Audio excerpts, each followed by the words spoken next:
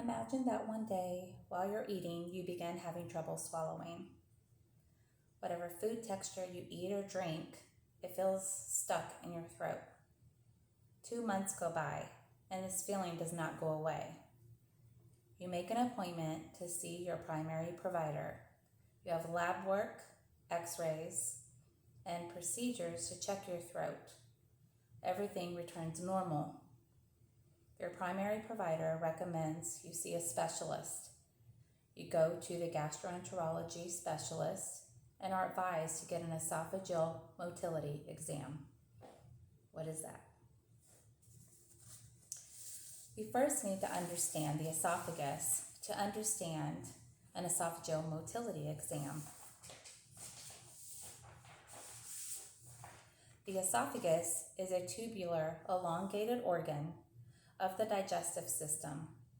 The tube carries food and liquids to the stomach.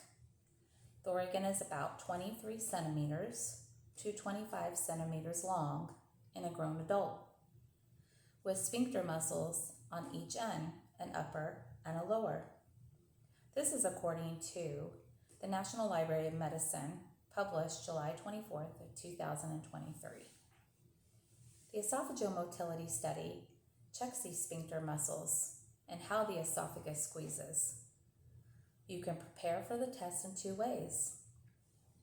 First, you can fast for 6 hours before the procedure of food and drink, and then come to the hospital lab room, put on a gown, and let the nurse insert a catheter about the size of a pen in your nose, down your throat, to your stomach. Looks like this.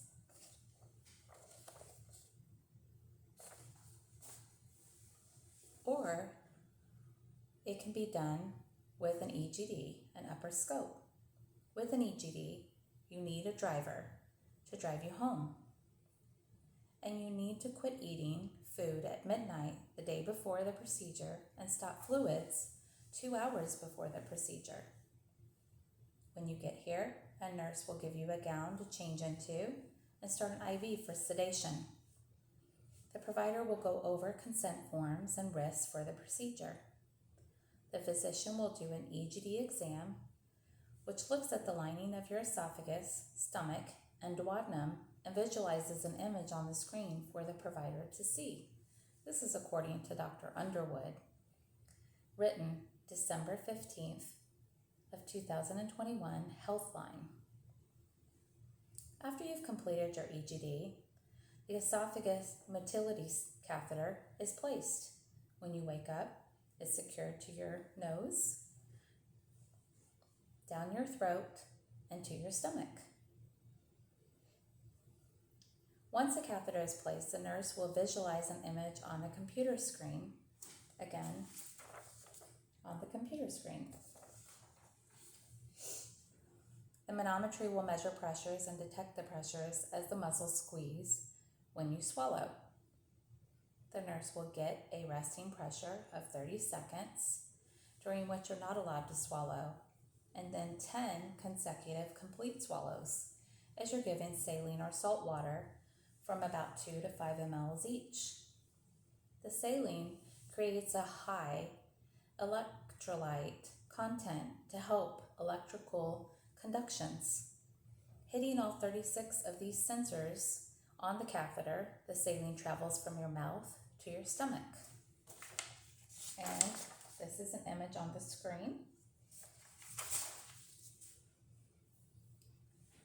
You will complete these 10 to 12 swallows according to Medtronic Covidien products. The study will be uploaded to the physician and the product report will be generated. The report will give data called a typographical pressure map. The data is then analyzed and interpreted by a gastrologist using 4 categories based on the Chicago classification score. This is according to the National Library of Medicine, October 15th of 2024. This will be used to diagnose swallow problems and assist the physician in the next treatment of your care, whether it be a medication or a surgical procedure. So next time you have trouble swallowing and it doesn't go away, just know that you may be in this lab with me doing this study. My name is Melissa Kidwell. Today is October 15th, 2024.